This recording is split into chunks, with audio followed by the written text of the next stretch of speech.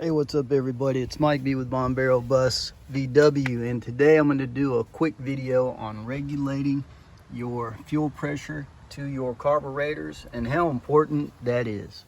So if you watch this channel, then you know I just built this 1800 stroker for Jimi Hendrix, the 65 Bug. All's going well with it so far. Just about to reach 500 miles on it, but the other day it was found to be both of those carburetors flooding. This one was just dripping. This one was pouring fuel down my intake straight into my cylinders. And I can't allow that on a brand new 1800 where I'm trying to get those rings to seal. So something had to be done. Now before this, I didn't have any regulation of the fuel pressure. And that is on me, because one thing I've learned, especially through this bus, is the importance of that. That was actually one of the eureka moments I had when I was first working on that bus. I'm gonna tell you, the proper amount of fuel pressure going to these carburetors is probably number one on the list of things that keep your engine running right and healthy over the long term. So the setup for me is I have an electric pump installed underneath there. And I prefer the electric fuel pumps over the mechanical because when I'm driving, I'm always listening for the valves, the timing, and combustion. I'm listening for, is it too rich or too lean? There's enough noises for me to listen to, in which I call the air-cooled symphony. Don't get me wrong, it's a beautiful sound, but I don't like the noise of the mechanical fuel pump. And another reason is that's where I like to vent my case. I don't like the mechanical pump and all the room it takes up here, especially with this distributor here and the alternator here. I just feel like I like to be able to get my hands back there when I need to. But this vent is where I prefer to do it. I don't mind doing it at the valves. In fact, that's how it's done on my bus. The valve covers are vented, but I just don't feel like the pressure down there is as great as it is here. This seems to have been what helped me the most. So, and I like the electric ones, but I don't trust them. Never trust them. That one there is the more expensive Carter, and I gauged it when I first got it, and I can tell by the way it runs and drives that it's getting the proper amount of fuel pressure. But it should be regulated too, because they're all suspect. And maybe I'll get to it one day. But this one here was definitely, I'll show you what I'm running.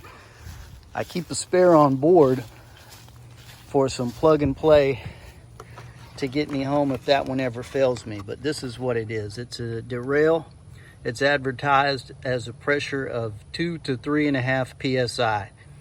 Lies, because when I put the gauge on there to check it after this little fueling issue, man, it was pumping almost, I think, it was pumping a little over either 5 or 5 and some change. All right, this is an example of when the carbs were flooding and I put the gauge on it. The residual was already too high, and now look, all I did was turn the key on and it went up to 5.5. After starting it, it started bouncing off of 6, and this just not gonna work. So what's gonna happen now when you stop your car? The pressure in that fuel line is constantly battling the needle and seat in these carburetors. Too much pressure in the fuel line and it wins. Your needle and seat don't close, your carburetor floods. Not to mention, I can tell much better performance with the proper PSI. So the point is, you can't run an electric fuel pump at least, and I think even the mechanical ones are suspect because they're not the quality that they used to be. You're not getting these VW mechanical pumps anymore. You're getting some aftermarket ones, and sometimes the rod in there is too long. And it's just as suspect as these electric ones. The other thing is, I'm not a fan of these. Tried them before and they leaked. This is just a Mr. Gasket. I got it from O'Reilly's.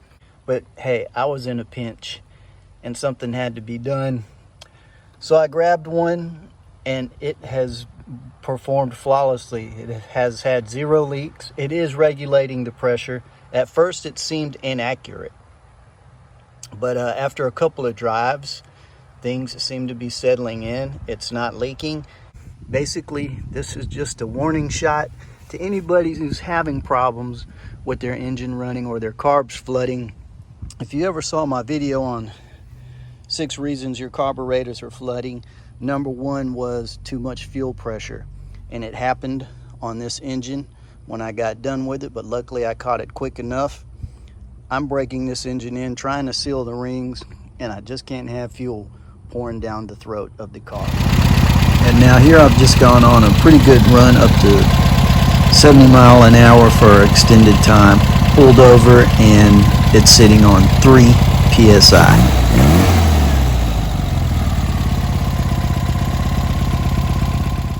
So I just got back from a really good run, but I'm gonna hang out back here and just double check that no more pressure goes to these carbs and that they don't leak. And then about 20 minutes after that, it's holding at 2.5, and the main thing is, hopefully this light will show it, dry carbs. And there was no gurgling or leaking sound heard in that whole time period. So, you know, stay tuned and we'll see if we can keep these carbs dry, because the bottom line is I cannot allow them to be flooding this brand new engine. So, so far so good. I'm gonna keep running it probably, I don't know, I feel like it may be 1,000 miles, maybe sooner. I'm gonna pull the plugs and we'll read them, and then I'll also do a compression check and see how much it's come up since the first day the first couple of miles that we ran it. So hey, if any of this is helping you, don't forget to like and subscribe. If not, thanks for hanging out with Bombero Bus VW, and we'll see you on the next one.